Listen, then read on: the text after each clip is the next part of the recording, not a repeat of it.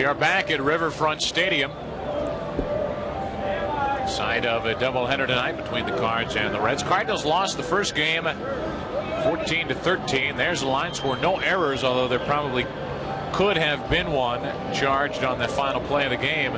Nonetheless, Rob Murphy picked up the loss when he came in and walked Hal Morris on 4 straight pitches. The winner was Jeff Reardon, and the Cardinals asked right-hander Bob Tewksbury to come up with a good one in the nightcap. Tewksbury worrying about it anyway. He is looking for his 16th victory of the season.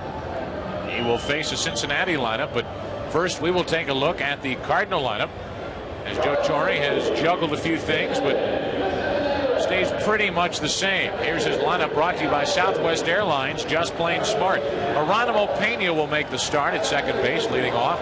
Lonnie Macklin start in left field, batting second. Bernard Gilkey back in the lineup again in right field. Todd Zeile, who hit a 3-run home run in the first game, hitting cleanup at third base. Gerald Perry makes a start at first base. Mark Whiten again in center field. Tom Pagnozzi, who closed out the game behind home plate. Trip Cromer, his first big league start. He's at shortstop. It's been a long night. Bob Tewksbury is batting ninth.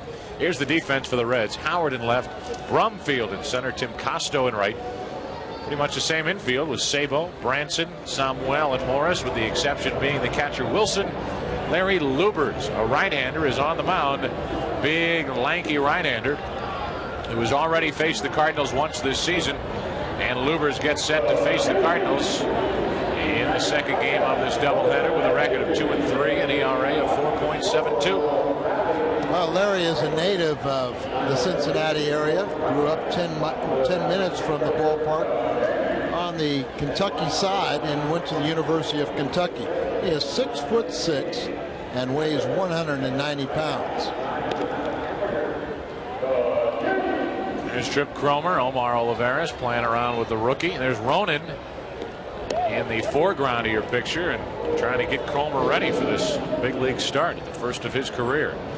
Maybe we'll see Ronan before the end of the weekend in San Francisco. He is to Tripp's right, your left, and backup catcher. The Cardinals called up from Double-A. There's the defense for Cincinnati. Getting set to take on the Cardinals. It's going to be a late night coming up on 10 till 10 Eastern time. Cardinals and Reds were rained out here on June 4th, and we're making it up here tonight. A game tomorrow night. But we cannot bring that to you because of the ESPN Wednesday night rights, and then we will end up bringing you all 4 from San Francisco. We talked about this during the first game. The Cardinal batting averages in each spot compared to the National League average, and just about all the way through a little better than the NL average. Only the 8th spot really is a little nosedive, but overall the Cardinals in the upper echelon in batting average in the National League. And in this first game of this doubleheader, they've added to those averages. Unfortunately, they didn't add to their win total.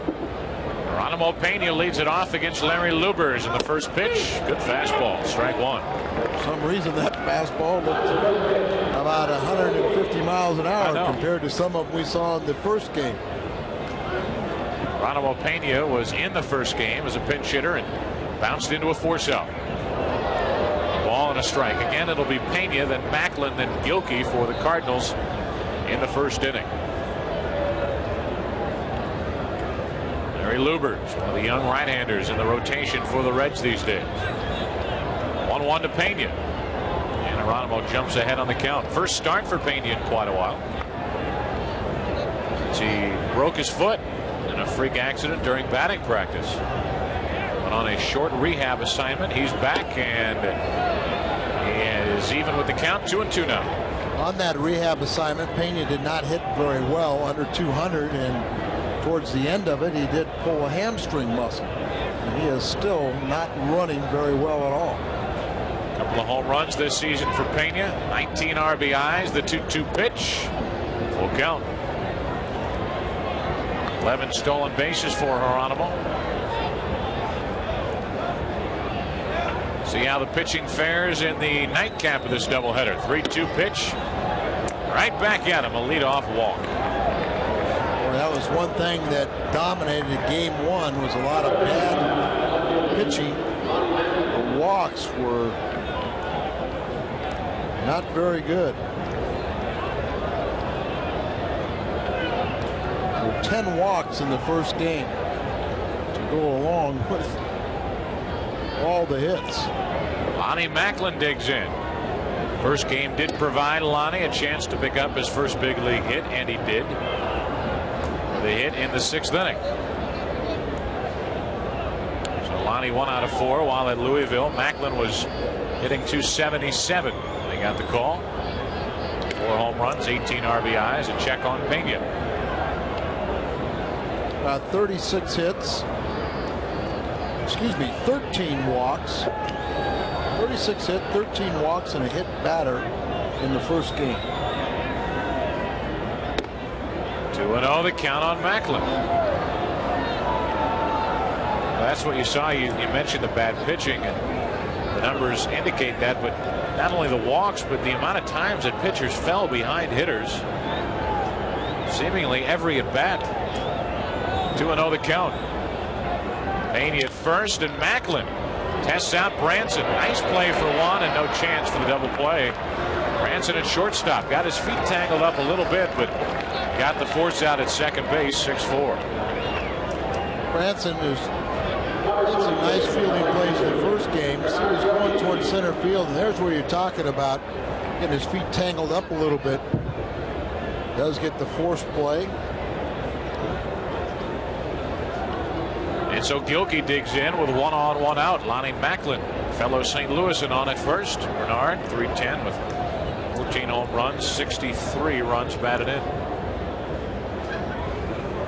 Greg Jeffries getting the second game off, and why not? He ran himself silly in the first game. Jeffries had 4 hits in that first game, 3 stolen bases. So it's Gilkey batting third in the second game. Now he gets ahead on the count, 2-0. Lubers is trying to end a 3-game losing streak. Basically is your sinker slider type pitcher.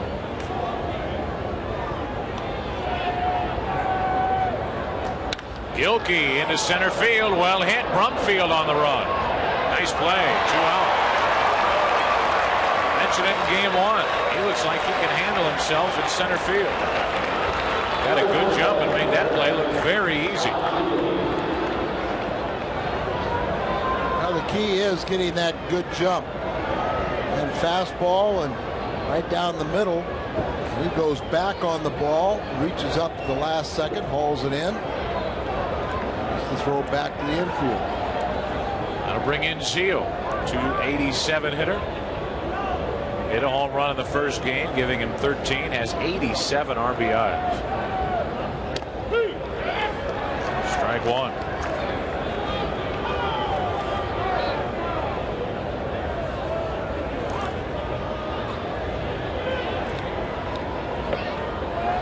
Runner at first, 2 out. First half inning, and Macklin is running. Wilson, too late. First stolen base for Lonnie Macklin. So a runner at second, 2 out, as Lonnie Macklin steals his first. Lonnie not the swiftest of runners, but here he gets underneath the high throw for the first stole base of his brief major league career. Matter of hours. Well, I was going to say one day, but hours is more accurate. 1-1 on Zeal. A hit would give the Cards a first inning lead. 2-1 on deck is Gerald Perry making a start tonight.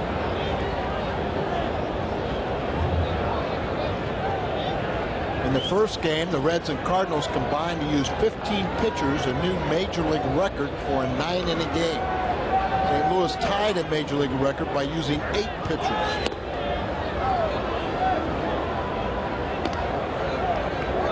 We're part of history.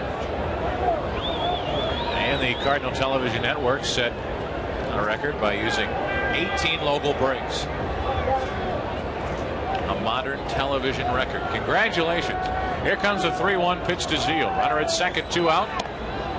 And again, looks like they're pitching around Zeal. It's up to Perry. Gerald Perry making a start. He has an RBI opportunity in the first inning. Lonnie Macklin, the runner, at second. Zeal on at first, and 2 out. 2 walks in the inning.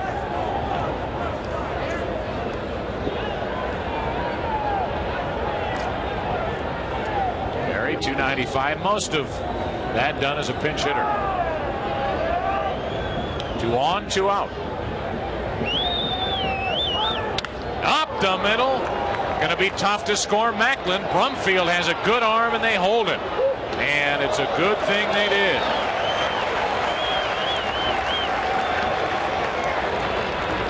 It is a very good thing that Bucky Dent put on the brakes. Macklin would have been out by plenty.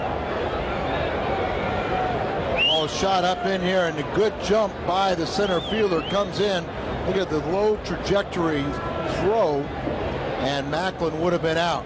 Comes in, charges, even took a moment to look and see where the runner is. And once you get over that mound, that's the key. You throw that ball on the mound, then it takes a long time and some errant throws. You get it over the mound, you'll have true hops. So it's up to Whitten, bases loaded, 2 out. Runner on at third is Lonnie Macklin. Second base is Zeal, and on at first with the first Cardinal hit of the night. The second game is Perry. Whitten, 248 with 75 ribbies.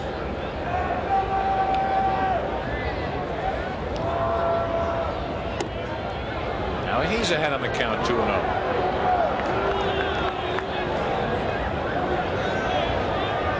And Don Gullett, the pitching coach for the Reds, will trot out and talk to Lubers. What a kid, night. we just went through it. The whole pitching staff in game 1. We need a few innings from you. Don't be falling behind and don't be walking anybody. Still no damage done in this game starting out. It's really the first game did on the Reds side. Reds had 4 hits in the first inning, got only 1 run, loaded the bases with 1 out in the second inning, didn't score. Whitten ahead on the count here, 2-0, bases loaded, 2 out.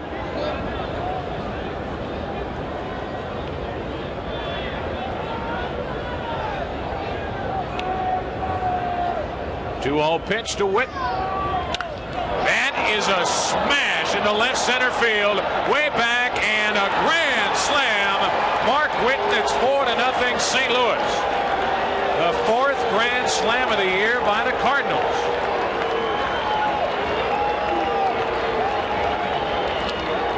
Home runs, 79 RBIs for big Mark Whitten. And more importantly, I guess you can say the first game defeat hasn't really shaken the Cardinals. They have come out swinging and right off the end of the bat, but still he drives the ball over the left center field wall. It's been a while since Mark has hit one over the boards, and he couldn't do it at a better time tonight. I wish he was strong. He's about as strong a player in the big leagues as there is. Little opposite field poke in the power alley. He got it out. Now Pagnazzi in the air to left, and that should end the first half inning. It does, as Thomas Howard pulls it in, but Cardinals get 4 runs on only 2 hits. Bob Tewksbury has a 4-0 lead. Into the bottom of the first inning on a grand slam by Mark Whitten, the Cardinals lead 4-0. Here's the lineup for the Reds, brought to you by Southwest Airlines. Just plain smart. Thomas Howard in left field, Jacob Brumfield in center, Al Morris at first base, Chris Sabo the cleanup man, Tim Costo in right, Juan Samuel is the second baseman, Dan Wilson the catcher, Jeff Branson at shortstop, and Larry Lubers, who's already given up a grand slam, is batting ninth. Numbers for Bob Tewksbury: 15-8, an ERA of 3.78. He's pitched over 190 innings, walked only 17, 83 strikeouts to lead the ball club, and Tewksbury, with a victory here tonight, would tie his career high. Take a look at the home run swing by Whitten, an opposite field poke, and this ball left in the power alley. Wow. Nice to get his arms extended. He did.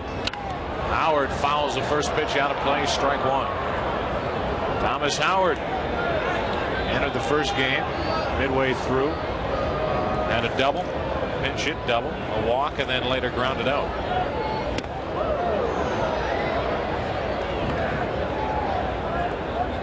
Ball and a strike on Howard. Leading off, Brumfield and Morris to follow.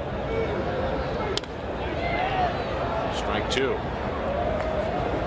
Thomas Howard, as you can see, is pretty talented switch hitter. This is a guy that they picked up from the Indians for Randy Milligan. And now this might turn out to be a nice pickup for the Reds. A guy that could be somewhat of a utility player, maybe that fourth outfielder on the team when everybody gets healthy again.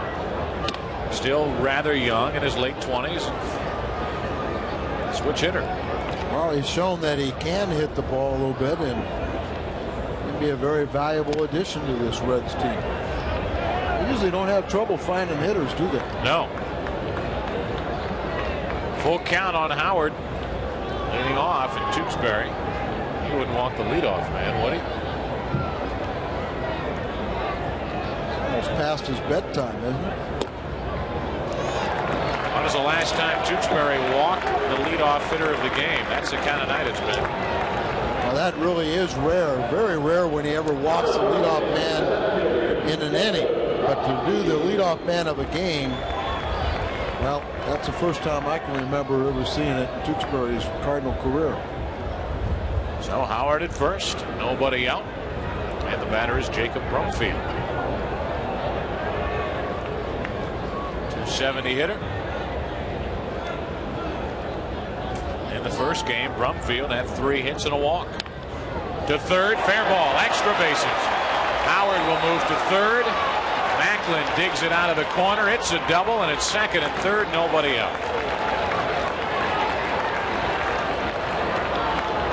Bob Tewksbury has given up more hits than any pitcher in the National League. 128 hits and 190 innings. Here's the slow breaking ball, and just pulled inside the third base bag down in the left field corner.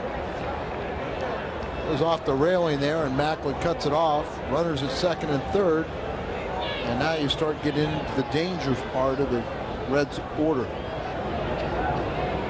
Joe, don't worry about it. We'll be here a few hours.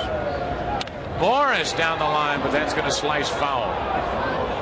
That's what you see him do a lot. See him, he'll take a pitch the other way because he's diving out over the plate. I think naturally he's looking to go the other way, and if you give him the ball over the outside part of the plate, he'll try to push it down the left side. They play Morris pretty much straight away. Ball and a strike. Cardinals with a grand slam in the first inning from Whitten. Tewksbury's given up a walk and a double. That grand slam by Whitten was the second of his career and the first in the National League. Into center field. That'll get a run home. And Brumfield will stay at second. Tagging and scoring is Thomas Howard, and it's 4-1. With that, we'll pause 15 seconds for stations to identify themselves on the Cardinal Television Network.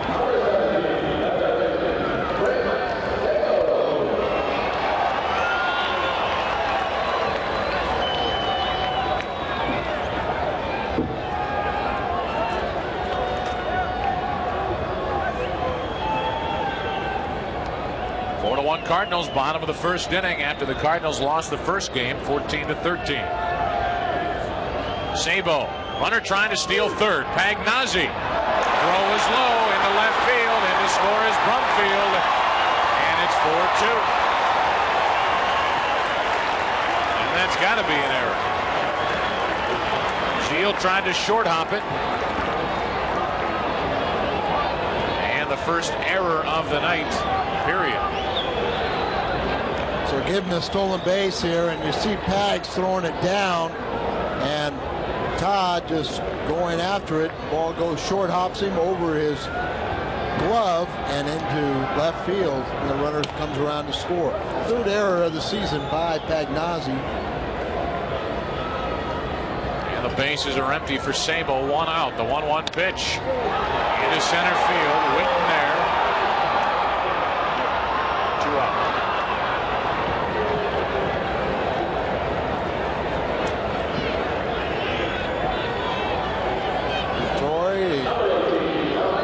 Like what he's seen in the first game. like what he's seen in the bottom of this first inning. Same could be said for that man. All right, he can't like what he saw in the first game, and he can't like what he's seen in the top of the first inning. You're getting like Leslie Nielsen. Into right, foul ball, and out of play. Off the bat of Tim Costo, strike one.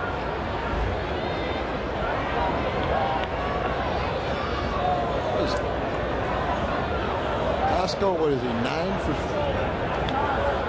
What was that? 9 out of 15. 9 to 12, or is it 9 out of 12? I think it went 3 for 3, or 9 out of 15. Right, 9 out of 15. Came in 6 out of 12 against Cardinal pitching, and in the first game, 3 hits. He loves to face Cardinal pitching. Overall, hitting .290. It's like the Reds have come up with another good player. He came into the first game hitting .254. 0-2 the count. You know, Bob Tewksbury is 6-3 in his career against the Reds, but 1-2 this year with an ERA over 9.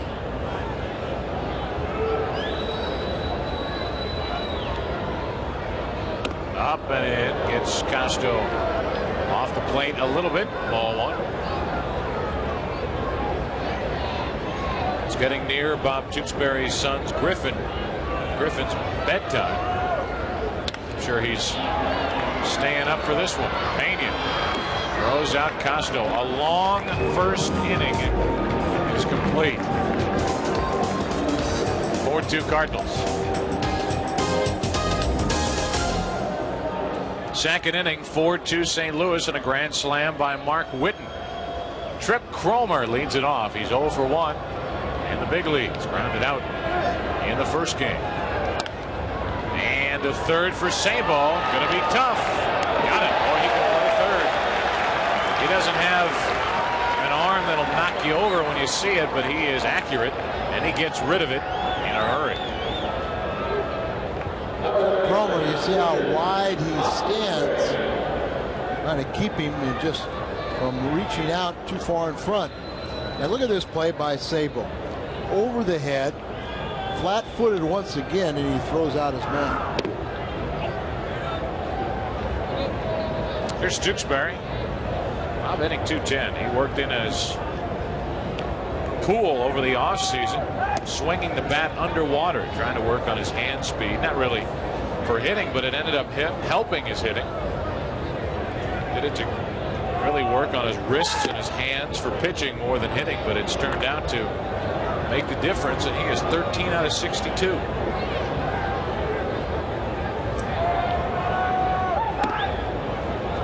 And he draws a walk.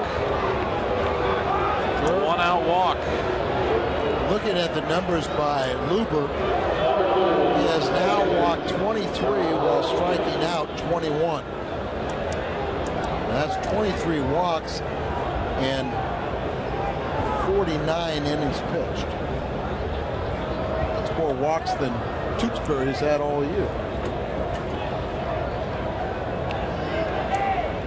Batter is Pena. Geronimo walked his first time.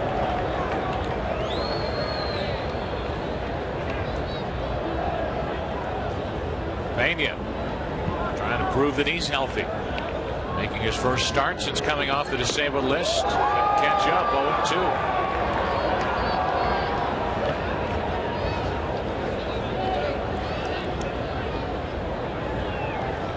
Geronimo has hit a couple home runs this season, including one in the first week. The power hasn't been there, but really he hasn't had a chance to play on a consistent basis.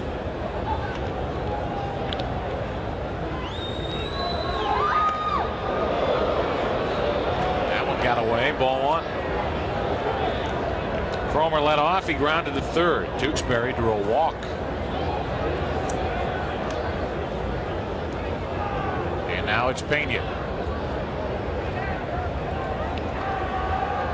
1-2 by Lubers. Did he go? They appeal to third, and no, says Harry Wendelstedt. 2-2.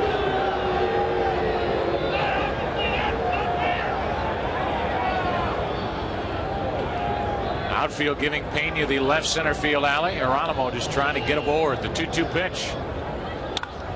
Into center. Jacob Brumfield. 2 out. So the batter will be Lonnie Macklin.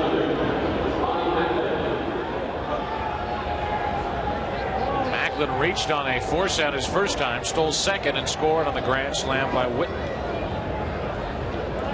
He is 1 out of 5 since joining the team, and there's a runner at first, Tewksbury, 2 out.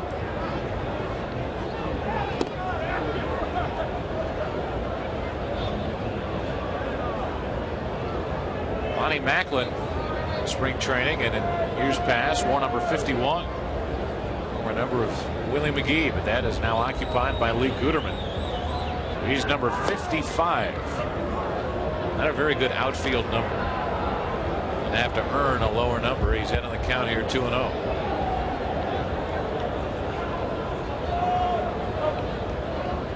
Larry Lubers works it home.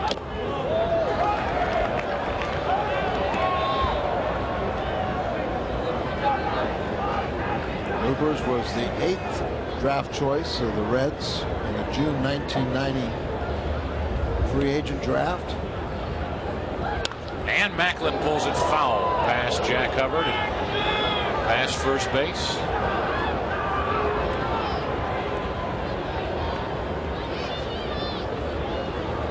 Lonnie Macklin with a 2-2 count now. The crowd has actually thinned out a little bit since the middle of that first game. I told you they were going to come and leave. The 2-2 by Lubers. Tewksbury at first, and Macklin strikes out. First strikeout for Lubers. That'll do it for the top of the second inning. Runner left, 4-2 Cardinals.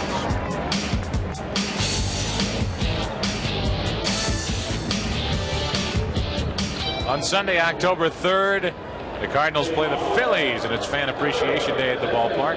All paying fans attending that game receive a free reserved seat gift card, good for any game in 1994. It's except opening day and Fan Appreciation Day. October 3rd, Cards and Phillies.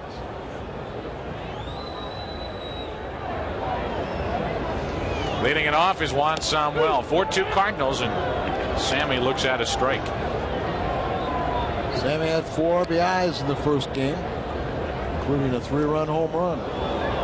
Way out in front, strike 2. An RBI double included in that in the 7th inning.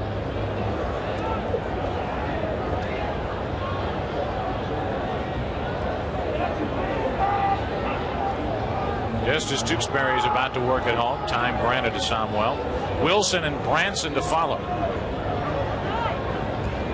0-2 pitch by Tewksbury, just outside. I'd like to thank Al Broughton for his fine work, updating all these averages after the first game. Right back to Tewks, had him played perfectly, 1 out. This program is authorized under television rights granted by the St. Louis National Baseball Club Incorporated, solely for the entertainment of our audience. Any publication, reproduction, or other use of the pictures, descriptions, and accounts of this game without the express written consent of the St. Louis National Baseball Club Incorporated is strictly prohibited. Leadoff man retired in the line drive, and the batter is the rookie catcher Dan Wilson. He flies one to center, and he's the second out in the second inning. Whitten pulls it in. And Tewksbury, after allowing a walk and a double, seeing 2 runs cross home plate for the Reds, settling down here in the second inning, and deals with the number 8 hitter, Jeff Branson. Branson hitting .258.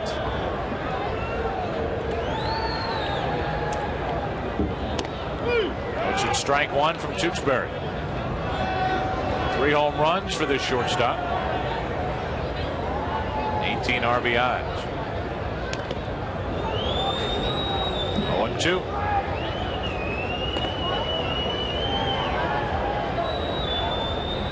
If Branson keeps getting going, the pitcher would bat, but Tewksbury has Branson set up at 0-2. Tewks looking for his first strikeout. Won't get it with that pitch. Cardinals in the 3rd will have Gilkey, Zeal, and Perry. Cardinals lead on a first inning grand slam by Whitten. Into left field, and that's a base hit. Second hit of the night for the Reds, and that will get the pitcher Lubers out of the way here in the second inning.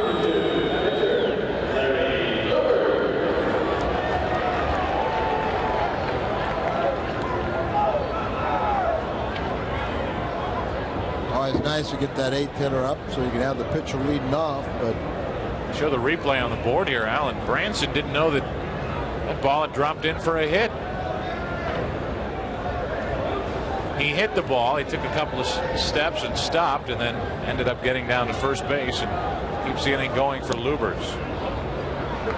Larry has had 15 at bats and 4 hits. Hitting .267.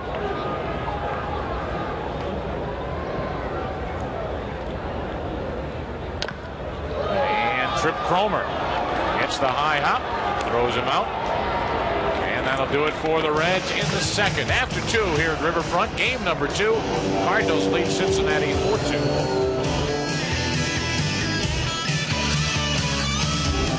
Into the third inning, 4-2 St. Louis on a grand slam by Mark Whitten. And let's talk about SeaWorld of Florida. In Orlando, remember, not only is summer the favorite time of baseball fans, favorite time for good old Mother Nature. For details, call 407-363-2571. Stop by SeaWorld. You saw SeaWorld out in San Diego. Yes, I did, but that's a Florida promotion there, so I can't tell you what a magnificent time I had, and seeing those animal acts and what a beautiful park that is. What about the one in Cleveland? That's a circus. No. Hey, Cleveland is a neat town. You ever been there? I have. As long as you stay away from Municipal Stadium. A lot of fans have been doing that. The 1-0 pitch to Gilkey. The third for Sabo. All the way. They're building a new ballpark in Cleveland, and they're excited. They've got a good young team, the Indians do, and they're putting together that new ballpark. And done something there that I think is kind of trend-setting in baseball. They've locked up a lot of their younger players with multi-year contracts. Fans know that they're going to be seeing a Baerga or some of the other talent there, Sandy Alomar. Well, the only thing quite a while. The only thing is, though, is they've locked up a lot of those players after 1 year, assuming they're going to have 3 or 4 more really good seasons. Another example of that would be Cardinal outfielder Mark Whitten. He signed one of those deals, and he is already signed through next year. 1-1 pitch to Zeal is down and in 2-1. Another example of that is Otto, and with Pittsburgh, he's got making $500,000 this year and $1 million next year, and they drafted him as a AAA pitcher, not knowing that. 2-2 the count on Zeal. That can work both ways. Sure can. After Zeal, the batter will be Perry, 1 out. Into right field. Tim Costo right there. 2 away. So Lubers having his best inning so far. He's retired the first 2. Batter will beat Gerald Perry, who singled, kept the inning going for the eventual grand slam off the bat of Whitten in the first. Oakland and Toronto were tied in the bottom of the 9th inning at 6-all, while the Yankees are leading 2-0 at Texas. 1-0 the count on Perry. Hitting .304 now with that first inning single, and he looks at a strike.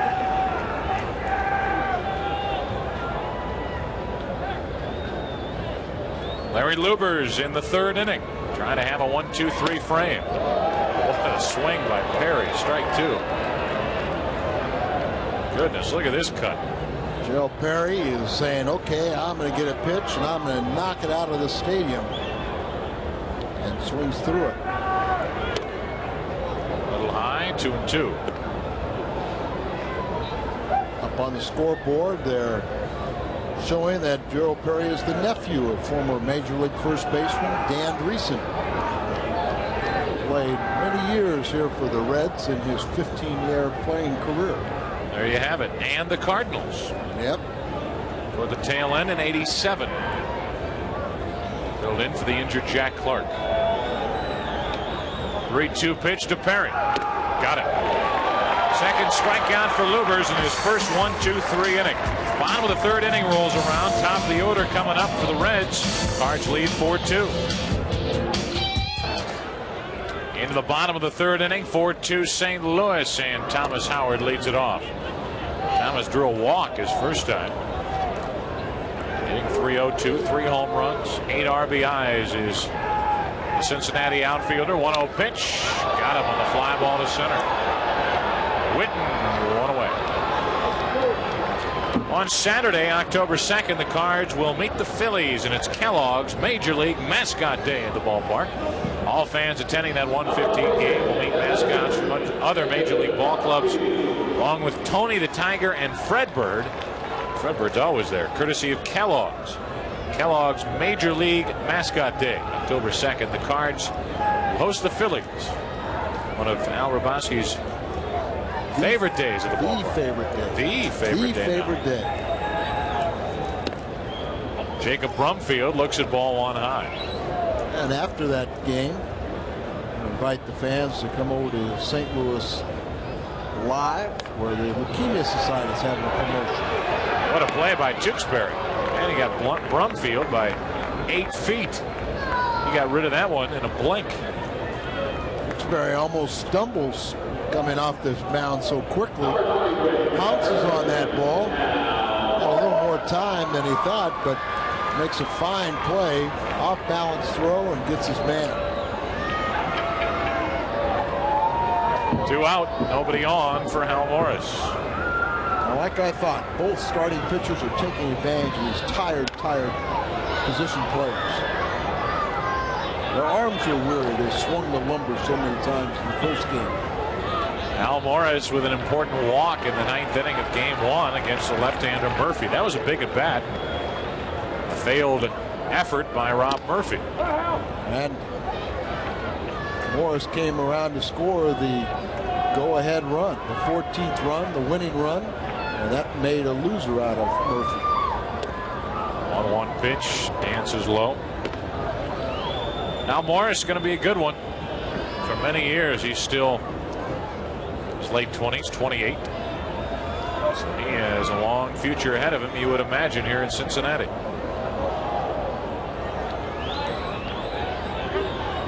Two and 1 the count. He's hit 4 home runs, and he takes a pitch outside, ball 3. So Tewksy will walk behind the mound and say, well, we'll get into that trance where he knows how to throw a strike. Tewksbury has already walked 1 in this game. Down the left field line, trouble but foul. Full count.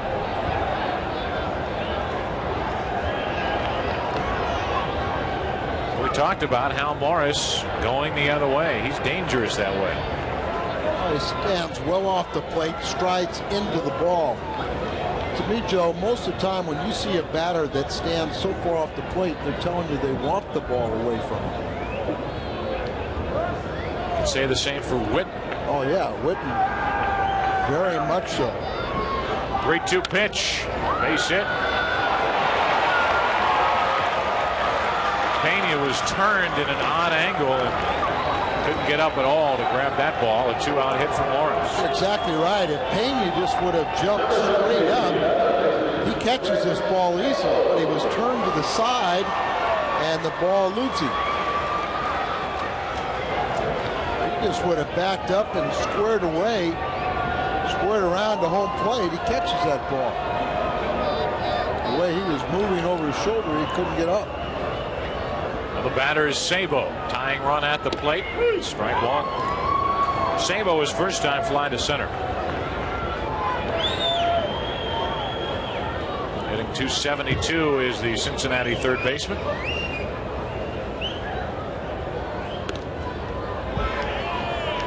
Sabo in the first game had 3 hits, scored 2 runs, was 3 out of 5.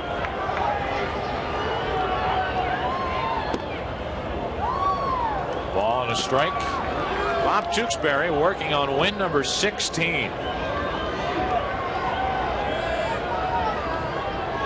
Teammates gave him a 4-0 lead in the first. Reds came back with 2. That's the score now. 4-2, bottom of the third inning. Sabo 2-1 now.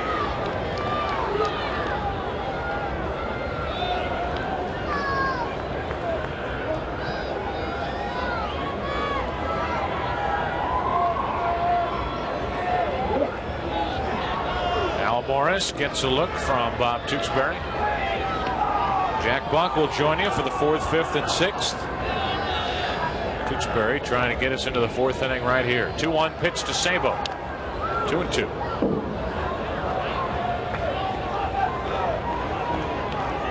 Haven't seen much from Trip Cromer so far. Only one opportunity. Anxious for the folks watching wherever they may be to look at the handwork by Cromer. He can get rid of the ball in a blink, and his teammates were marveling at the kind of ability he has during spring training. 2-2 pitch. Left side for Zeal. Another error for Zeal. Did you see what I saw? Zeal looking up in the lights. Like he shied away from it. Then he made the play, but couldn't get it out of his glove. Take a look. Well, I was sitting here looking there. You see him kind of cringe, but then he chose to throw it and doesn't have control of it.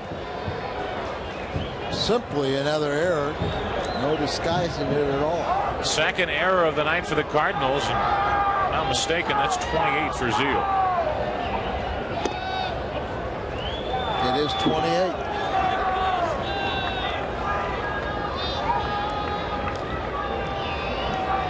So E5 and the inning continues. The batter Costo. Tim 0 for 1 and ahead on the count 1-0. Fastball low, 2-0.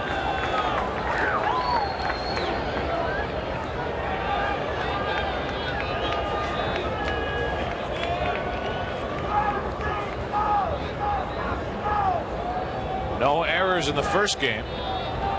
2 already here in the nightcap. Cardinals leading 4-2, third inning. 2-0 pitch. And a pitch to Rip, and he fouled it back.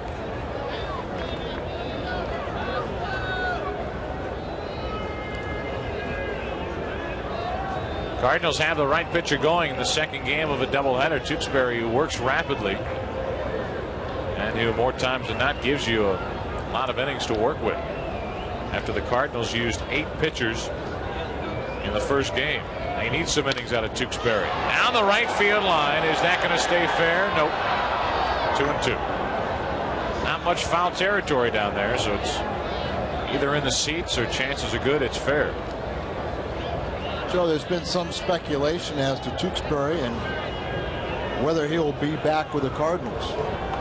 I, for one, when I look at the pitching staff that the Cardinals have, I don't see how they can not have Tewksbury back.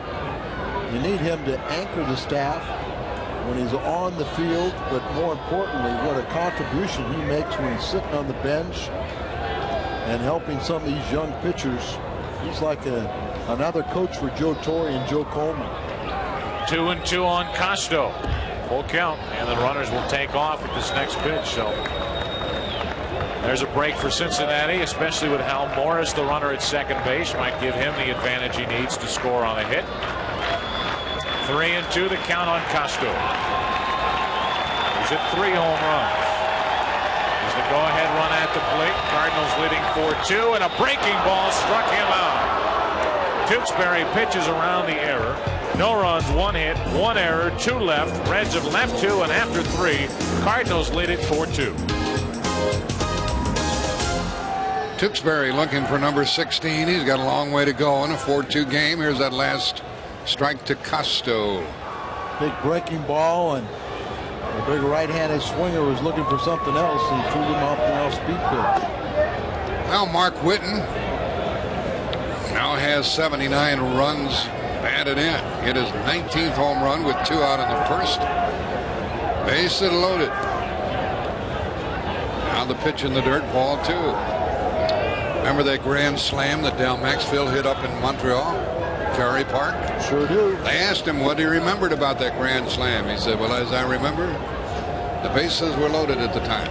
Went over the fence. All 3 from Lubers. Lubers in German means low ball.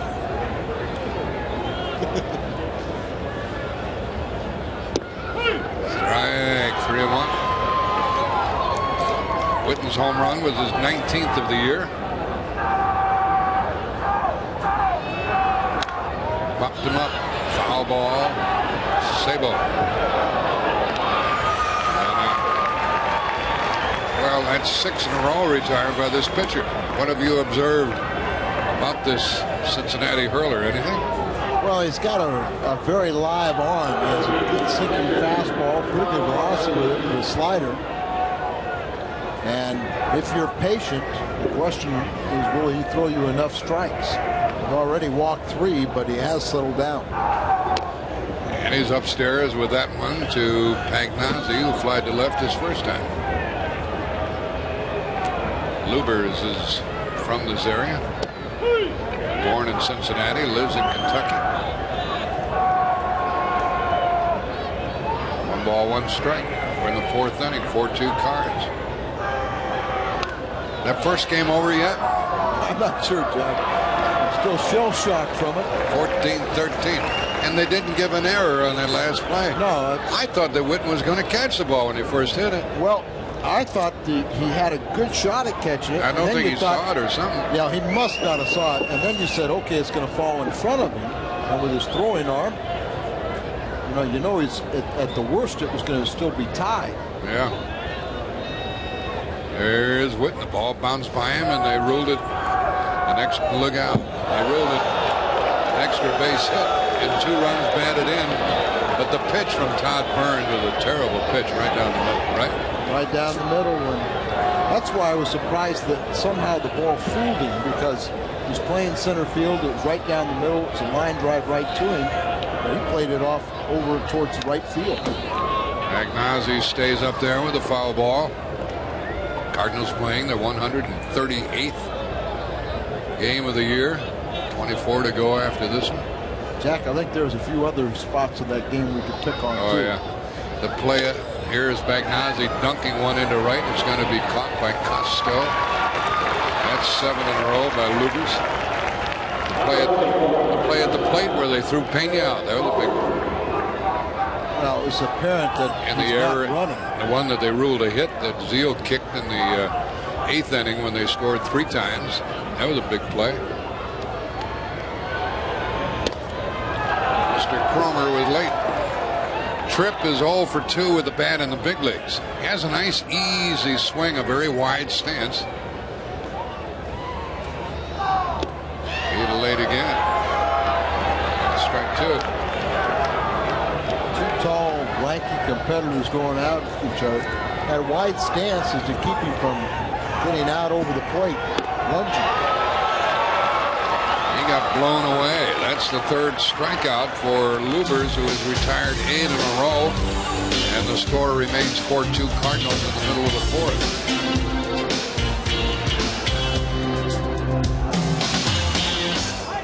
We're into the home half of the 4th. Samuel lined back to the pitcher his first time. Drove home 4 runs in the first game. Cardinals leading 4-2, bottom of the 4th. And a strike, and they try to get Samuel to hit something other than a fastball. He hit a fastball for a 3-run homer in the first game. Pops it into short left. Macklin is there. And there's the put out.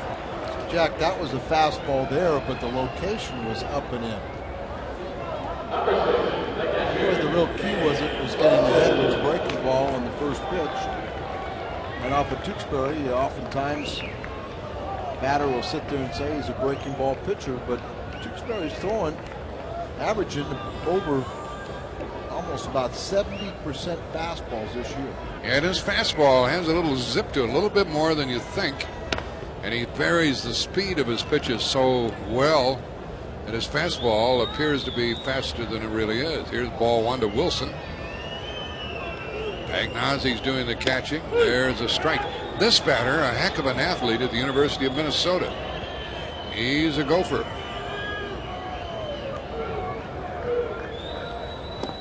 Breaking ball low and away. 2-1.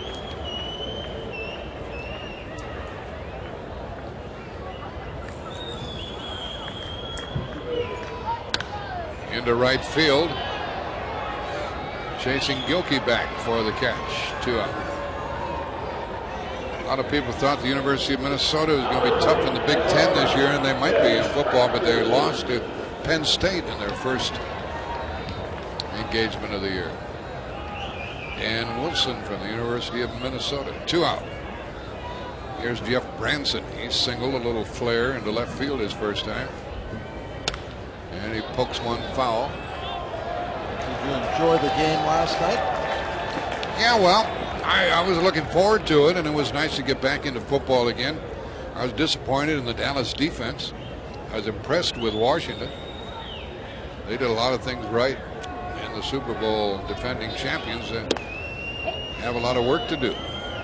You know, it wasn't the absence of Emmitt Smith. It was 4 turnovers and poor defense that lost the game for them.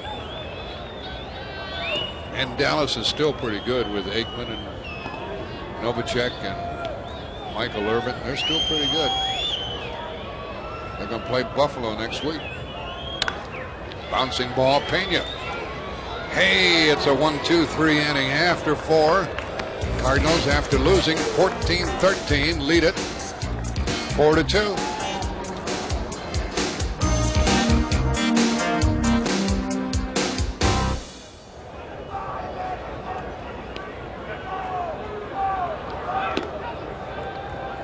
The first pitch in the 5th inning is a ball to Bob Tewksbury.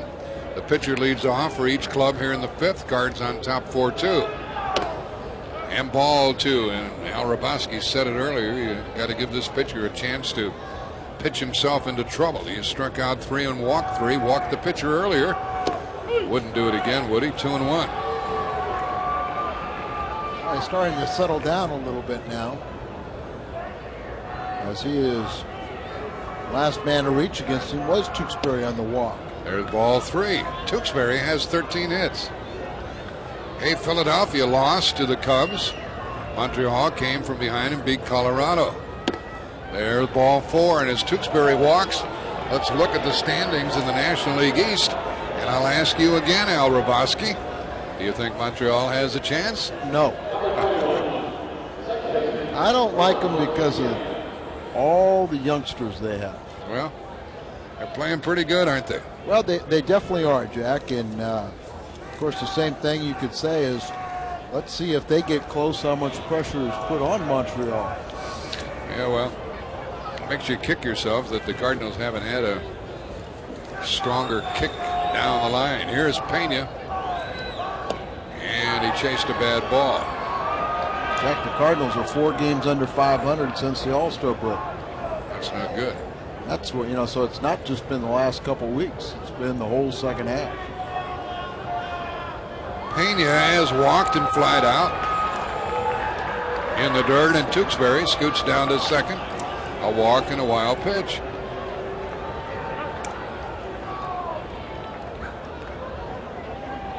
And a ball and a strike to Pena. Yeah, the Cubs beat the Phillies 5-4. Montreal got 4 runs in the 7th and defeated Colorado 4-3. Winning pitcher Dennis Martinez, number 14, beat Marcus Moore. Wetland got the save, number 35. And a ball. So those Cardinal Montreal games that we have on the schedule at home are going to be important. Seattle, by the way, leading Baltimore 2-0 after 7. Baltimore has that winning streak, and they're right in the American League East picture. What's he doing? And the bunt. So the Cardinals try to get the run home. The only thing about it is that Macklin is the batter, the rookie outfielder. They must have confidence in him being able to make contact and get home that runner from third. There's a chance of a squeeze play, but the Cardinals seldom use it. Everything went wrong in the first game. Maybe this will be the time for the squeeze play. Yeah, maybe we can get a cheap run here on a walk, a wild pitch, and a sacrifice. Let's see if Macklin can drive home his first run ever in the big leagues. Took a strike. He was robbed in the first game when he hit one back to the pitcher, who grabbed it with his bare hand for the third out, threw him out. That would have driven home 2 runs. That was one of the key plays of the game. 1 ball, 1 strike. See what Macklin's approach is. He should get out in front and try to pull the ball. Tewksbury at third, 1 out. Ball 2, 2-1. You don't want to walk in this spot. You want to be aggressive. Hit the ball. Try to hit it hard somewhere. But you can't be too aggressive and go after a pitch that's out of the zone that you can't handle either. Macklin with a runner at third, 1 out. 3-1.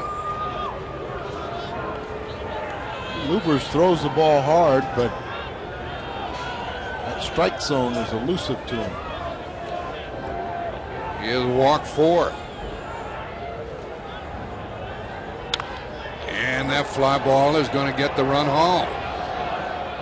Tewksbury tags and comes scooting home with a cheap run. A walk, a wild pitch, a sacrifice, and a fly ball. Macklin's first run batted in ever in the big leagues. Nice going.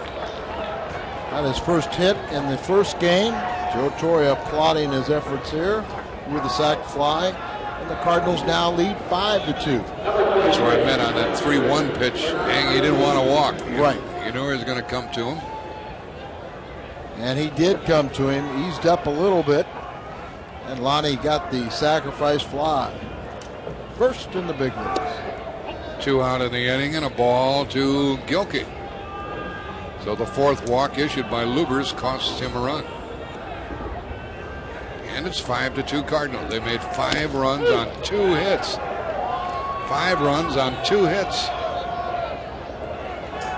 And the Cardinals have made 2 errors. And a fly ball into left. Back at the track of the wall, still going, and caught by the left fielder, Thomas Howard.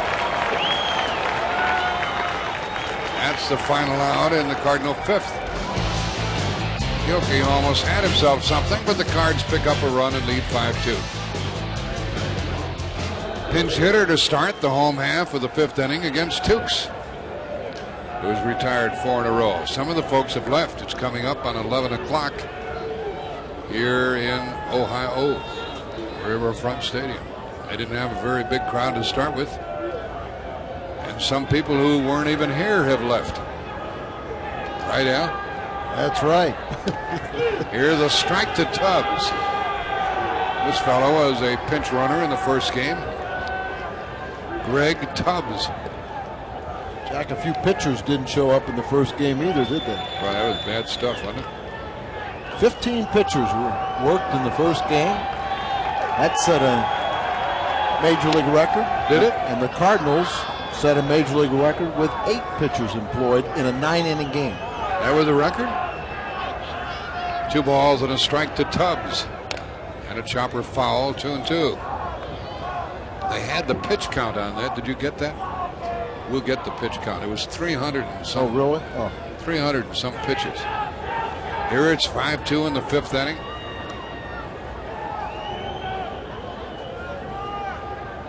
C.J. Cherry on the bench to lend some moral support to the Cardinal manager. I thought he was trying to say he could pitch.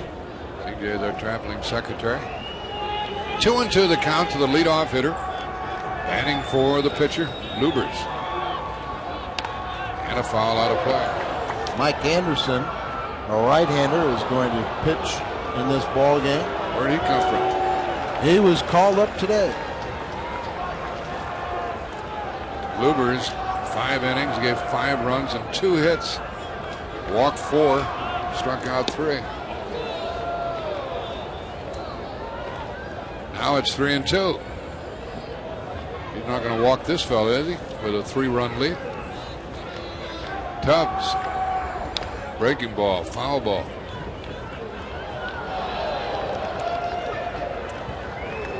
Montreal beat Colorado. Cubs beat Philadelphia. Cardinals lost the first game here, 14-13 lead here, 5-2 fifth inning. Here's a 3-2 pitch. And a foul again out of play.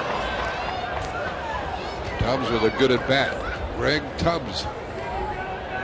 You know much about this fella, Al? No, I do not.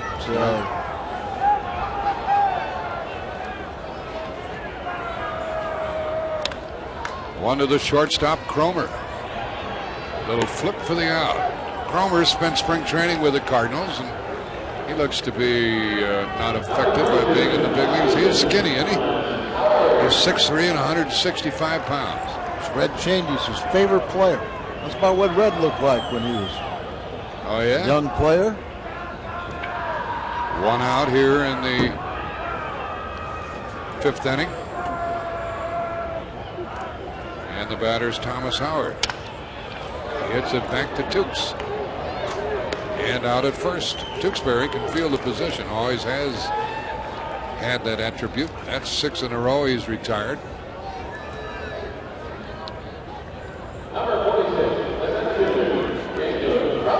Tewksbury's retired the first 2, and let's see if he can deal with Brumfield. Now this fella likes to bunt the ball. He had 3 hits in the first game. He's had a hit in the nightcap. He stole a base. He scored a run. He's a pain in the neck, strike 1. And he's played very well in the outfield. And now that we've seen him play so well in the outfield, we assume he's going to be the second baseman next year. Yeah, he'd be their second baseman. Well, Bip Roberts is pretty much determined that he will not be back. He's making $4 million a year. $4 million, and he's going to be a free agent. And Sam Well more than likely will not return also. And a foul ball. 1 ball, 2 strikes. So who's their new pitcher? Anderson in the 6th? Mike Anderson, who was at Indianapolis, won 10 games there. Okay. Tubbs was at Indianapolis, hit over 300, had 10 home runs. Indianapolis, the AAA team of Cincinnati. Let's see how they try to get Brumfield here. Breaking ball makes it 2-2.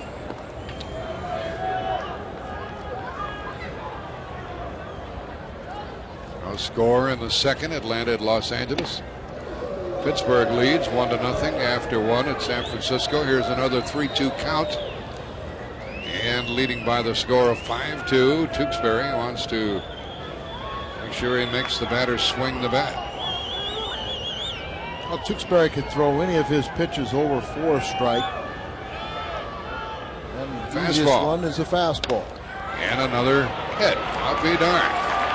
That guy's like a machine against the Cardinals. I tell you, he's a pain in the neck. Jack, you know the Reds have always come up with good hitting teams. And just a simple fastball, you want to throw a strike, make him earn his way on, and he does so. He doesn't try to overpower it, does he? No. Takes it the other way. And now Hal Morris is up. There's a fellow who has the potential for the long ball. He's delivered a run with a fly ball, and he's singled. Brumfield has to be reckoned with his speed. There he goes. And Morris fouls the ball. Out of play. I was wondering why Brumfield was going and why he took the short lead that he had. Turns out it was a hit and run.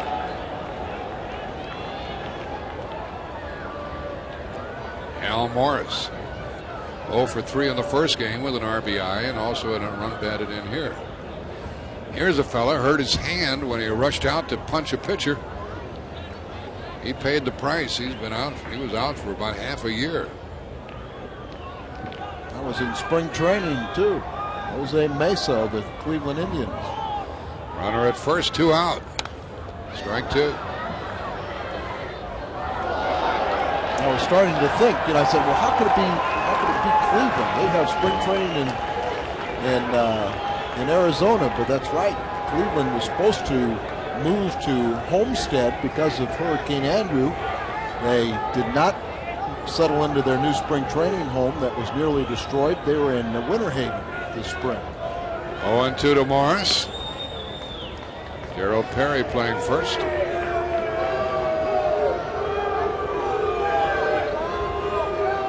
Al Morris usually goes the other way when he's behind on the count. 0-2 with 2 out.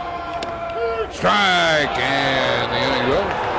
Tewksbury gets a strikeout, and that's his second in the game. 1 left for the Reds, and they have stranded 4. Cardinals lead 5-2.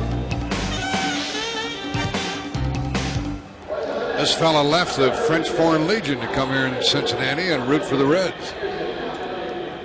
But he's seen a few ball games. Only the people who are too tired to get up and go home are here. It's after 11 o'clock here in Cincinnati. We're in the 6th inning, second game, 14-13. Cincinnati won the opener.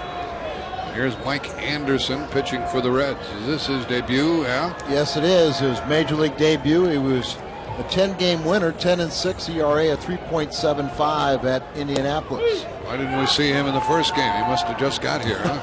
Well, he was recalled today. There's his numbers in 23 starts. He had 2 complete games and 1 shutout. He is one of 27 Reds players that were not with the Reds prior to this year that are on the roster in '93.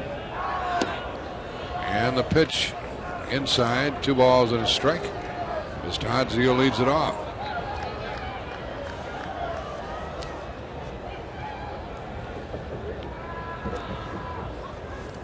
Anderson misses the strike zone. He's not even on their non-roster roster. Mike Anderson pitching to Zeile, and a walk. Zeile had a couple of walks in the first game. We're going to pause 15 seconds for identification on the Cardinals television network.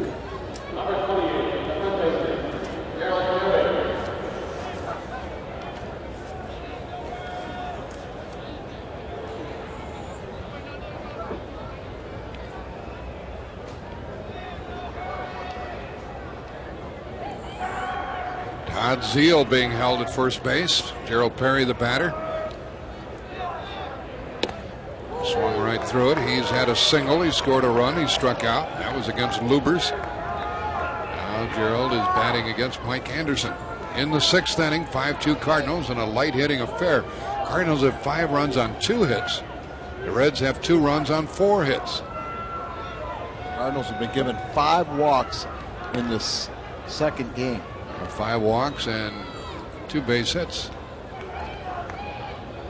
So that was a record in the first game. 8 pitchers in a 9-inning game, right? 8 for the Cardinals and 15 total. For both teams. Yeah, I'll be darned. 0-2 the count. Jack, there have been 19 walks in the doubleheader. Runner at first, nobody out. And 1-2 to Perry.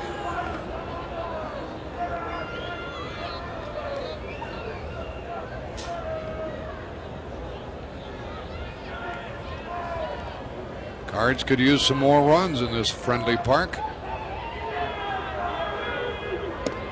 Inside, 2-2. Cubs beat the Phils 5-4, and Montreal rallied to knock off Colorado 4-3.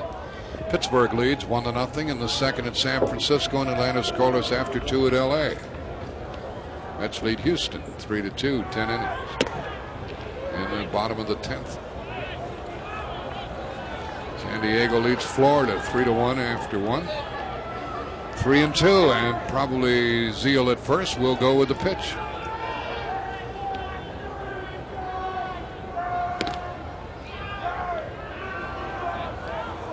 Gerald Perry avoided that first game. We didn't see anything of him. No, hard to believe that he didn't pinch hit at some point.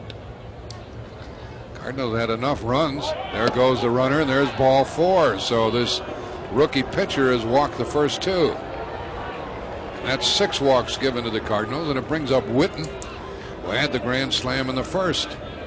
This pitcher, Mike Anderson, is off on the wrong foot. Well, it's tough to get that pulse to slow down and get down to normal.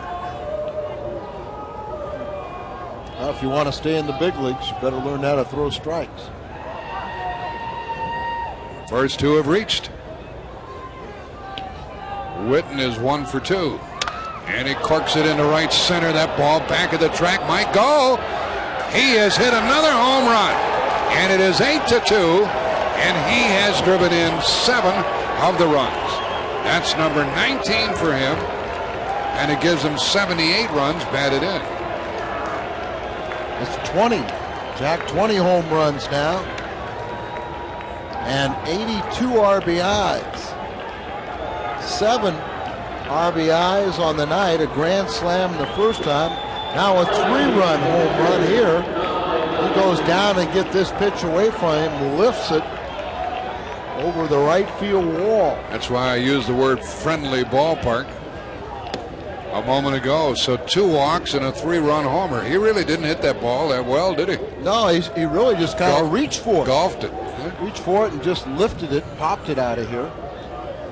So it's 8-2 Cardinals and a foul back here. You and I have seen a lot of games here where this is a hitter's ballpark. Oh, yeah. On the other hand, we've seen some very good pitchers hold forth in this park, including our pal Bob Gibson. A little bouncer off the plate. Pagnazzi hustles, but he can't get there in time. And he's thrown out by Branson. So Whitten 2 home runs in this game and 7 runs batted in. Well, they come in bunches for the big man. And been a while, but all of a sudden he's coming up there. Yeah, 18 home runs. And he has 8 runs batted in. He had a bases loaded walk in the first game. Right. So he has 82 runs batted in. So the Cardinal dugout is a little happier. And here's Trip Cromer, 0 for 2 and 0 for 3. Looking for his first big league hit. 1 ball, 1 strike. And ball 2. Cromer grounded to the third where Sabo made a good play. Then he struck out. Wide stance. Had a nice easy swing. 2-2. Well, Tripp had a couple injuries at AAA where at one time when he hurt his ankle, a doctor in Buffalo said he was through for the year. And obviously, the one in Louisville said, well, let's take the cast off and look at it. And they try to throw another fastball by him, and it's caught. So he's hit the ball hard a couple of times. Now there are 2 out. And Cromer is 0 for 4. Glad to see him hit the fastball. I was wondering if he could catch up to that heat. Well, we've seen some pitchers in their debuts trouble throwing strikes, and I'm sure on the other side, when you're hitting for the first time, you're got a little more movement in your swing than you normally do also. Let's watch Cromer's last swing. His hands are very quiet. He comes back and hit the ball sharply, but he didn't get the hit. And a ball. 1 ball, 1 strike.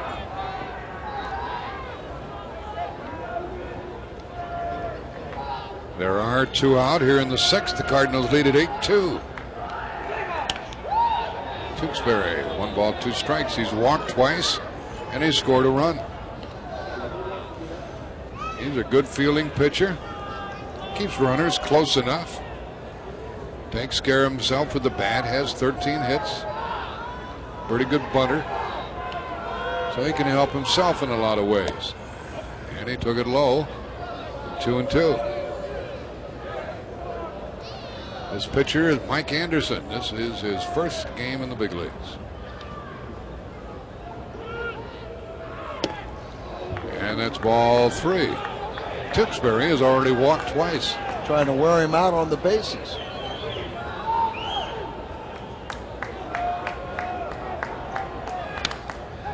And a foul out of play.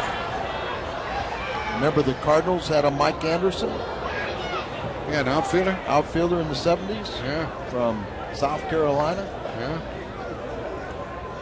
I don't remember much about him. Big, tall, strong fella, huh? It's kind of lanky. We got him from Philadelphia. Yeah, same guy. And a strikeout of Tewksbury to end the inning.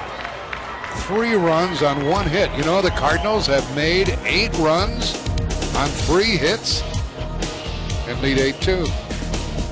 When we play the Pirates on Friday the 17th at 7:05, Busch Light Mug Night for the first 35,000, 21 and over. They'll receive a mug bearing the Busch Light and Cardinal logos. September 17th. Chris Sabo. Strike, hard slider from Tewksbury leading 8-2 here in the 6th inning, and Sabo 0 for 2. Curveball breaking into the strike zone, strike 2. Tewksbury on his way to his 16th victory. Fly ball into right on a fastball, and there's Gilkey drifting to it. Makes the catch. You think there have been a lot of pitches here tonight? Here's what happened in the first game where the Cardinals lost in the 9th, 14-13. The Cardinal pitchers, 8 of them made 182 pitches, and the Reds pitchers, 7 of them, 168 pitches, and they set a record. Well, they used 15 pitchers in the game for That's a Major League record for a 9-inning game. Cardinals used 8 in the 9-inning game for a single team record. 350 pitches overall. That was in game 1. Here is Costo battling Tewksbury. Tewksbury does not want to turn this over to the bullpen. Does not. And Costo gets his first hit. Macklin gets the ball back in with 1 out. Cincinnati has out-hit the Cardinals 5-3. Costo used to be a shortstop. Imagine a fellow this size. They're making an outfielder out of him. He gets a full swing, doesn't he? He's strong. I asked him about how much time has he played in the outfield. He said, since I've been in Cincinnati. They converted him to a first baseman. He was the shortstop at the University of Iowa. He's from Illinois. Samuel has lined back to the pitcher and flied out to left. 1 ball, 1 strike. Tewksbury is capable of going the distance. He has 1. The Cardinal pitching staff has 3. Rocha has 1, Osborne has 1, and Tewksbury has 1. This is the type of game that usually our starters require theirs. They missed the double play because Pena couldn't handle it, and he probably should have taken it himself. Cromer should have made that double play himself. It's a fielder's choice 6-4. He was only a step away from the base, but sometimes the second baseman is in your way, but he could have kept Pena out of there. Yeah, I think that was the case. Since Pena was standing at the bag, he decided to make the little shovel toss, and then Pena couldn't get it out of his glove.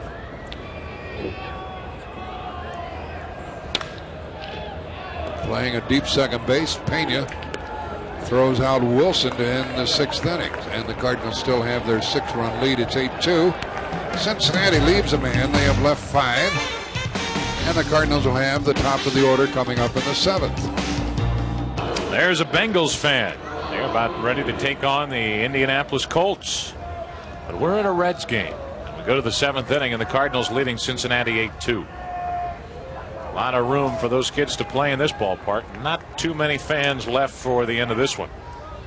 Cardinals up by 6, 7th inning, and Pena leads it off against the right-hander Mike Anderson. The breaking ball is low. Geronimo Pena, the leadoff hitter in tonight's game, the second game. 0 for 1 with a walk and a sacrifice bunt. He's also fly to center. He rips one foul down the right field line. Al Roboski, the 7 RBIs, the most by a Cardinal. 7 RBIs for Whitten tonight with a grand slam and a 3-run homer. The most by a Cardinal since George Hendrick did it in '82, June 29th against the Phillies. Pena looks at a strike, 1-2. Well, this game isn't over. Whiten's got a chance to pick up a few more. Pena strikes out to start the 7th inning. Put out will be 2-3 as Wilson fires down to Al Morris, and there's the second big league strikeout for Mike Anderson. Away in the 7th inning, and the batter Monty Macklin. After Anderson walked the first 2 men, and then they came home on the 3-run home run by Whitten. He's retired 4 in a row, including the last 2 via the strikeout. Now Macklin. Strike 1 to Lonnie.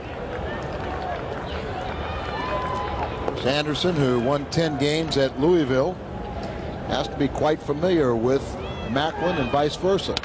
Popped him up left side, should be the second out. Sabo, 2 gone. If I'm not mistaken, I think I read where Louisville defeated Indianapolis last night to win 3rd place in the American Association. Oh, really? It had to be a very thrilling bit of information to you. Are they in the Eastern Division? Yes, they are. So that's assuming that Omaha and those other clubs are in the West. You got it. You are dead on. Oklahoma City, they're out there. Yeah, they're out there. Strike 1 to Bernie Gilkey, and into left field, a base hit. 2 out knock for Bernard, and that's for Mr. Gilkey, his first hit in 4 at-bats in the second game. First game, Gilkey had 2 hits, so his 3rd hit of the night. Gilkey gives us a smile, and the batter will be Todd Zeile. Zeile has been all over the bases, but only has 1 hit. That was a 3-run home run in the 3rd inning of the first game. He walked 3 times after that in the first game, and he's walked twice in this one. Trying to catch Barry Bonds. And to left field. That was crushed. Another 2-out hit. So Zeile adds to his average, and the batter will be Gerald Perry. Well, Todd said, I'm not going to wait around for a walk. I'm going to swing at the first pitch. And he hit a rocket. Fastball. Started to tail a little bit inside, and he just turned on it and rifled it in the left. Well, Perry is up now, and should he reach? I think we want him to walk so we can bring up Whitten. He's on deck. First and second, 2 out. Ball 1. A right-hander, Chris Bushing, getting ready for the Reds in their bullpen. Anderson is due up second in the order, and there is the Cardinals offense tonight. Ball and a strike on Perry. Gerald with an important hit in the first inning to keep it going for Whitten. Followed with a grand slam.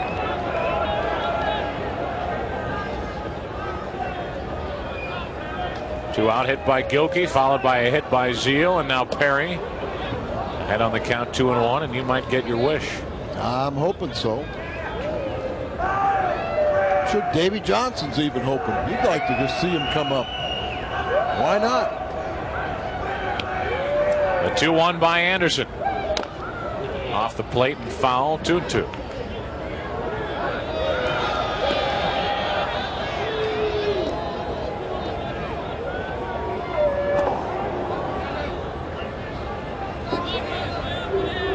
Gerald Perry hitting .300. Singled, walked, scored 2 runs.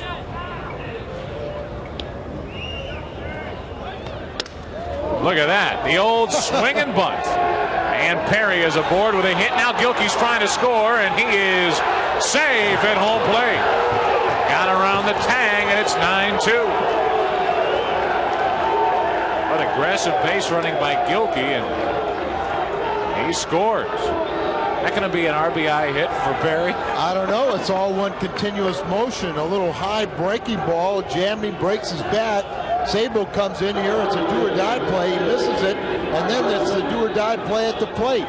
Gilkey goes around the tag. He's called safe. And then he retraced and reached back and put his hand on home plate. But the umpire had already called him safe. Look at his slide going around. He said he never missed me. He did catch home plate with his foot. Now, if Mark Whiten were to hit a home run here, I'd be mad at Bernie Gilkey. It's a single and an RBI for Perry officially. A little check swing, almost like a bunt. Whiten with a 1-1 count. That pitch barely missed. 8 RBIs on the day. Only got 1 on a bases loaded walk in the first game. And he's had a pair of home runs, a 3-run homer and a grand slam for 7 RBIs in the second contest. Come on, Mark. One more time. One more time. First and second, 2 out. He could fastball by Anderson, but he couldn't put it in the strike zone. 2-1. 2-out rally here by the Cardinals. 3 straight hits. 2-1 on Whitten. Oh! Into right field. Did he do it again? At the wall. Gone! A 3-run homer for Whitten. And the Cincinnati fans love it. What a night. 3 home runs for Mark Whitten and a total of 10 RBIs in this game. 21 home runs, 85 RBIs, and Bernie Gilkey, why did you take that one away from him? Wow. Fastball down and in. He acts like he has it, but then he wasn't sure. And the outfielder going back on the ball, and that ball hit the nail on the back end of the fence, but it's still another 3-run home run, a 3-home run night. And they're still congratulating him. Look at that, another sweeping swing. He thought he caught it, but it got up in the air and he wasn't sure. Now Pagnazzi with a base hit. Here, do this with me while we show Mark Whitten. Should we bow? Da-na-na, da-na-na. That's got to be on SportsCenter tonight. It's got to be. One more time, down and in. Look at him look up there. And then he starts watching the outfielder. He goes, well, I'm not too sure. Mike Anderson's debut wasn't the way he would like it. Mark did. Well, he entered the record books. Nothing else. Whitten, what a night. A 3-run home run, another 3-run home run, and a grand slam. A little 10 RBI night. Zeal saying, get off my back on the RBI leadership. Yeah, it's 85 RBIs now for Mark. And Todd has 87, so he's catching up. Well, a pitching change as a right-hander. Bushing comes in. Mike Anderson is finished. Mark Whitten isn't. He will get another at bat before this game is over. Take another look. Enjoy as we go to break. Hey, a local break coming up. 3rd home run of the night for Whitten. Cardinals lead by 10. And he'd like to forget his first. Oh! That got the home plate umpire right on the chest protector, and his heart skipped a beat. Randy Marsh taking a little stroll around home plate. There you see the numbers. Double-A Chattanooga for Bushing, 61 appearances, 6 wins, 1 loss, 29 saves. But he was roughed up in his first outing at the big league level. 0-2 to Cromer. Ball 1, so Tripp probably saying, hey, this is a Double-A guy. I can get this guy. Cromer lined out to center his last time up, hit the ball rather well. 1-2 pitch. Struck him out. Cromer hitless tonight. But the story of the night, Mark Whitten, 10 RBIs, 3 home runs. Middle of the 7th inning, Cards lead 12-2. Bottom of the 7th inning, 12-2 Cardinals. Mark Whitten with 3 home runs, 10 RBIs. Ho-hum. Ranson will lead off against Tewksbury. Ball 1. Cardinals have a new third baseman. Stan Royer takes over for Zeal. Zeal leaves the game 1 for 2 and 2 walks. Branson pops up to center. We know he can hit one. Can he catch it? Yes. Whiten is Mr. Everything here tonight. Jim Bottomley, RBI record for a game. Gentleman Jim Bottomley. Sonny Jim Bottomley. Sonny Jim Bottomley. Back in 1912, he had 12 RBIs while playing first base for the St. Louis Cardinals. 1924, I'm sorry, I just read 12 because it was up there. I forgot the date. Leadoff man is gone, and the batter will be a pinch hitter, Brian Dorsett. How about Tony Cloninger? The pitcher had 11 RBIs in the game. Strike over the outside corner to this guy. I always marvel each year how he is not on an opening day roster. Big, strong catcher, good defensive catcher, and a powerful hitter. He's hit a couple of home runs, hitting .271 in limited chances with the Reds. I can attest to that because I can remember one day you were telling me that. How could this guy not be there? Base hit into left field. A one-out hit by Dorsett. And the batter will be Thomas Howard.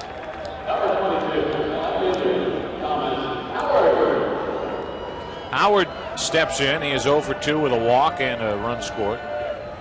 Boy, when the word gets out about what Whiten has done here tonight, the Reds aren't going to cringe about it. It's going to be the Indians. How do we give up this guy? Pitch is low from Tewksbury to Howard. Last year, Mark Whiten hit 9 home runs. Drove in what, Al? Mid-40s with RBIs, somewhere in there? Well, he's doubled both those figures. Tap to third for Royer. Gets the lead man. Pena turned it. No! According to the first base umpire, safe. Everybody started heading off the field. I started to add up the totals, but safe call was given and the inning continues. 43 RBIs for Whiten last year. Here you see the force out there. Pena didn't waste much time. He throws across and looked like he got him. Sure appeared that he got him, but it's been a long night for these umpires. It really has. And several pitchers. Batter now is Jacob Brumfield.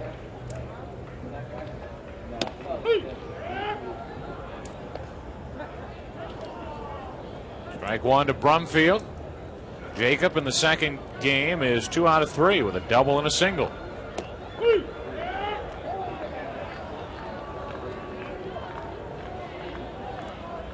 Toronto lost 11-7 in extra innings to Oakland, and Texas is leading 5-4 in the ninth over New York. Brumfield lines to center. That'll do it for the first 7 innings. Game 2. Cardinals lead 12-2.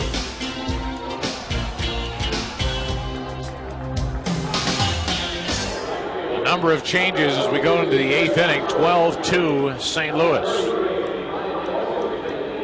New pitcher into the game for Cincinnati is Rob Dibble, who pitched in the first game and was scheduled to be the loser except for that 2-run rally in the 9th inning. Costo moves from right field to third base. I'll go in and play third base. Jack Doherty into the game playing right field. Couple of other changes. Here's Tewksbury leading off. He's on his way to his 16th win of the year. First pitch is strike, and the fans getting on Dibble. What did you learn about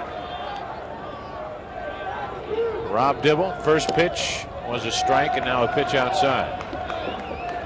Well, apparently between games he tore up the locker room. And once again, I must remind you, his ERA is at 5.20 now, but it's not his fault. It's all his mother's fault. She is Hungarian. So you can say that. I can't say that. That's why I said it for you. 2-1 to Tewksbury, 3-1. Rob Dibble, 1-3. He's appearing in his 41st game. 19 saves and an ERA of 5.20 after taking a beating in the first game.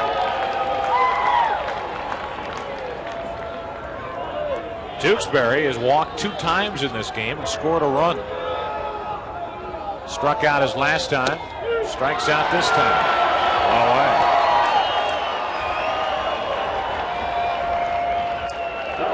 Bushing, while he was in there, just pitched a third of an inning. Anderson an inning and 2/3. The starter Lubers 5 innings. 7 runs were charged to Anderson.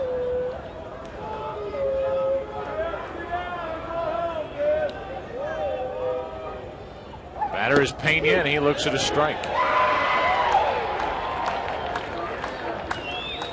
Rob Dibble, one of the classic hard-throwing closers. Pena deep to right field. Home run number 3 on the year for Geronimo. He takes Dibble deep, and it's 13-2. Joe, you think if I told you the Cardinals were going to go score 26 runs in a doubleheader, you think they'd win both of them? You know they won't, for a fact. 13 in the first game, but it wasn't good enough as they lost 14-13. And Pena with this home run blast, no question about it. Deep into the green seats. Now Lonnie Macklin facing Dibble. Looks at ball 1.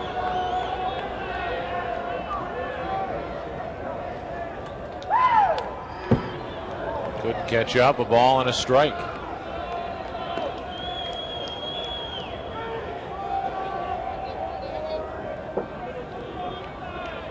Lonnie Macklin made his major league debut in Cincinnati, Ohio, here tonight. Started both games. Has 1 hit. Ahead on the count, 2-1. And at this time, you could literally count the people here at this ballpark. 2-1 to Macklin, 3-1. In the American League East, Baltimore, New York, and Toronto all lost.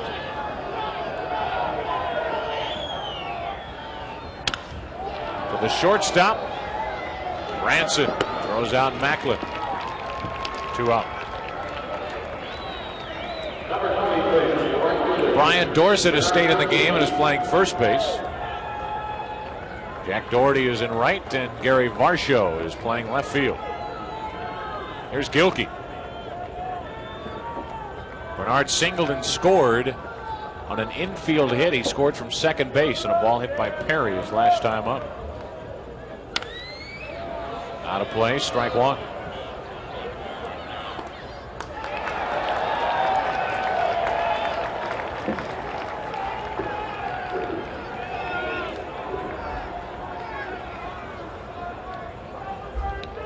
Two out, nobody on, a run home, and a home run by Pena, and Gilkey now 0-2.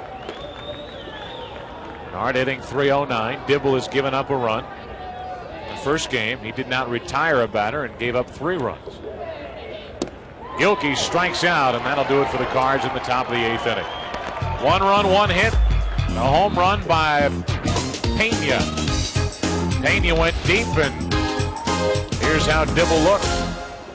Bottom of the 8th inning, 13-2 St. Louis. The 11th annual Lutheran Golf Benefit for children with learning and developmental disabilities will be held Monday, September 13th at Norwood Hills Country Club. Former St. Louis Cardinal Joe Cunningham will serve as honorary chairman for the 8th year. The entrance fee $225 and includes greens fees, carts, lunch, cocktails, and dinner. Make your check payable to the Lutheran Association for Special Education and mail it to David Moran, care of Lutheran Golf Benefit, 557 Winding Trail, St. Louis, Missouri, 63131. Base hit to left by Jack Doherty. If you want more information on the Lutheran Golf Tournament, call 314-268-1234. A worthy cause in that tournament coming up September 13th. Smokin' Joe Cunningham. He's the honorary chairman. He was my first manager pro ball. Really? In Modesto, California. Good man is Joe Cunningham. Sure he's tuned in tonight. Here's Varsho taking one outside, ball 1. Gary's first at bat of this game. He entered in the first game. How about Joe Cunningham? His son managed at Johnson City, Tennessee, and the Cardinal organization, was named Manager of the Year in that league. And if I'm not mistaken, managed Mike Shannon's youngest son, Danny. It's all a weird, twisted, big circle. Varsho flies to left. Not this Lonnie year. Macklin. No. One out of the inning as Varsho flies to left. That is the bud man of Manhattan now, isn't he? Big Right. time Manhattan, New York. That is right.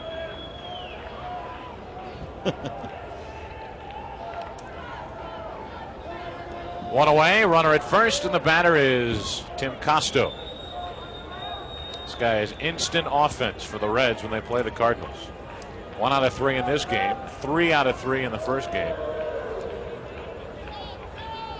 1 on, 1 out. Costo couldn't hold up. Strike 1.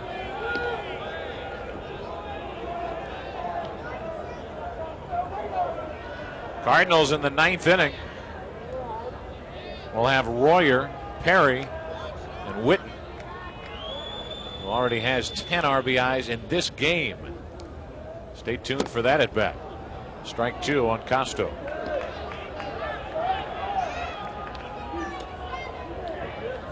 Costo singled his last time, struck out in the 3rd with 2 on, 2 out.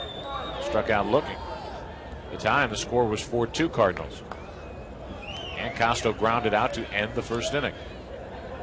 0-2 pitch. At Cromer. Caught it on the line and can get only that 1 out. Had he short hopped it, would have had a shot at a double play. But what the heck, take the out. The Cardinals lead by 11.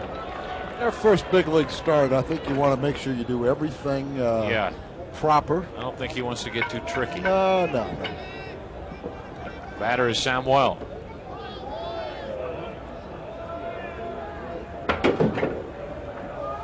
Samuel has had a night offensively. He hit a 3-run home run in the first game. In this game, he is hitless. Later in that first game, an RBI double. He's driven in 4 runs tonight. 0-1 pitch from Tewksbury. Breaking ball. Didn't mean to do it. Strike 2. Tewksbury trying for the complete game. You know, he's just tired enough now that he's got that breaking ball where he can almost just flip it at will. This is the type of game that the Cardinals allow their starters to get complete games. Tewksbury looking for complete game number 2. 0-2 pitch. Ball and 2 strikes.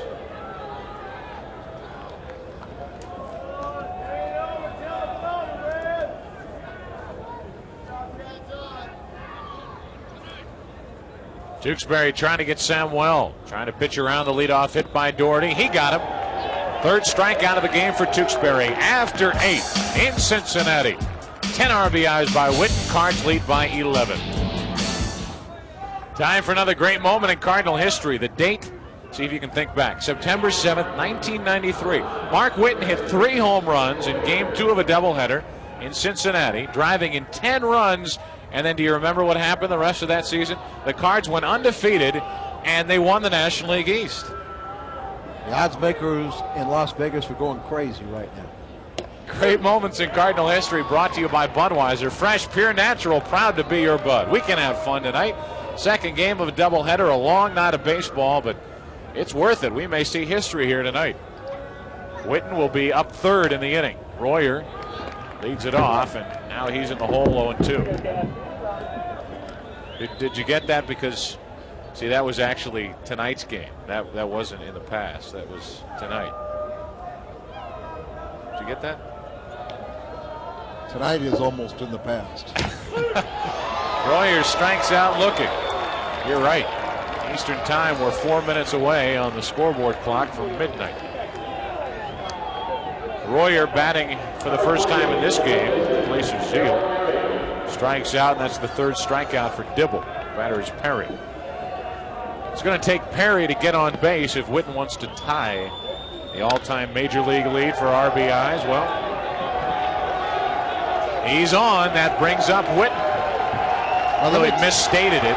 It's actually 12 RBIs for the high in the game, and a standing ovation from the people here at Riverfront. Well, let me give you a little bit more about Mark Whiten. It's the first 3 homer games since Reggie Smith did it for the Cardinals in '76. The first 10 RBI game in the major league since Fred Lynn of Boston in 1975 at Detroit, and the most by a Cardinal since Jim Bottomley's club record of 12 RBIs in 1924. So he could tie the club record here with a long one. Runner at first, 1 out. First thing is Dibble has to get the ball over the plate to him. Come on, Mark. 2-0, and Dibble talking to himself, trying to throw strikes. Can't do it yet. You know, I was trying to think. I didn't think that 12 was the major league. I think it's something like 15 runs in a game, but I'm not sure either. Runner at first, 1 out, 2-0 to Whiten. In the center field! Did he? Yes! His 4th home run of the game. He has 12 RBIs. 15-2. Unbelievable. Unbelievable. A grand slam, 2 3-run home runs, and a 2-run shot. Unbelievable. And he does it against Dibble here in the 9th. And look at it, almost looks like it's a defensive swing out reaching, but this time he has a little better velocity to supply some of the distance for him. Loves to get extended. Look at it, almost off the end of the bat. I'd like to be Pagnozzi all night. He keeps on following Dibble. He follows Whiten. Nobody even knows he's at the plate right now. The 0-1 to Pagnozzi. Nobody's even watching him. Everybody looking in the dugout. That is unbelievable. I mean, Pagnozzi could get drilled right now and nobody in the Cardinal dugout would even know it. Nice play by the cameraman down by the Cardinal dugout. What a night. This has all been worth it. Oh, sure it has. Unbelievable. Look at a curtain call in Cincinnati.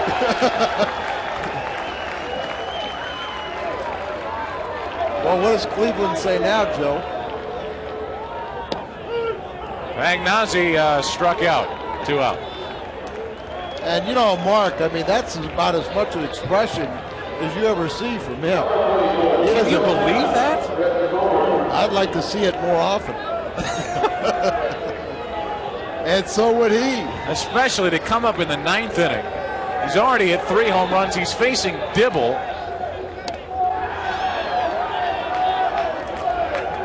I'm just in awe.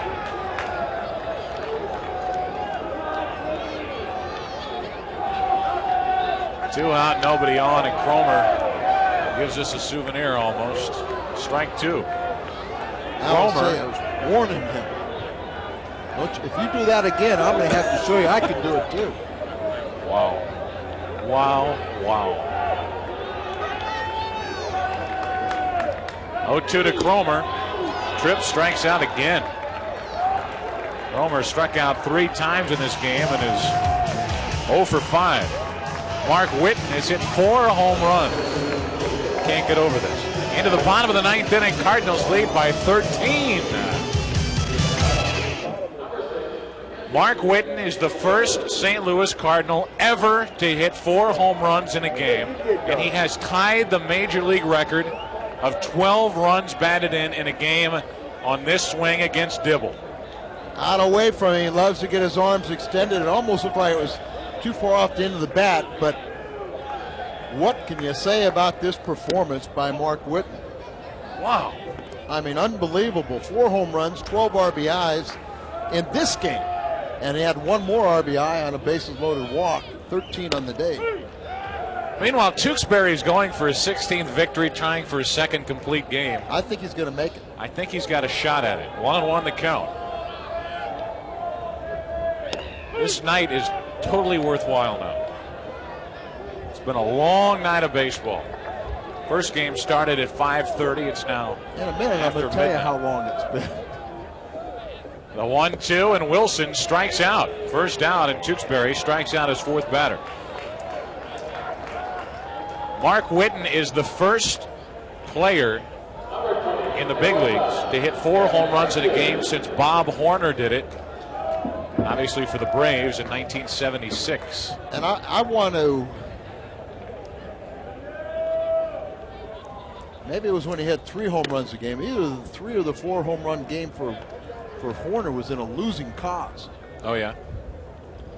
Well, earlier this season in the American League, Joe Carter had a 3 home run game. Ranson pops up to short for Cromer, 2 out. Joe, I thought I'd tell you a little bit about how long this game has been. There have been 20 pitchers used in the doubleheader, 44 runs have scored, 55 hits, 20 walks allowed, and 8 home runs, 4 of them off the bat of Mark Whiten. And this scouting report is brought to you by your Chrysler Corporation and your neighborhood Dodge, Jeep Eagle, and Chrysler Plymouth dealers. Reds are down to their final out. It's Brian Dorsett at the plate. And strike 1. Tewksbury pumping strikes. He didn't want anybody else to head to the mound for the rest of the night. Tewksbury trying for the complete game. It would be his 2nd of the year. He is 2 strikes away from his 16th win of the year. Now he's 1 strike away. Cardinals leading, bottom of the 9th inning, 15-2. Kind of hard to pick who the star of the game is this. Wago is, huh? Who would you say? Lonnie Macklin had a good sacrifice fly to score Tewksbury. To Cromer. Game over. Thanks for being a part of history here tonight with us. Mark Whiten. That's about as much emotion as he has shown in a Cardinal uniform. Finding back the smiles. He hits 4 home runs. Drives in 12 runs. Cardinals win behind Tewksbury 15-2. We'll wrap it up in a moment.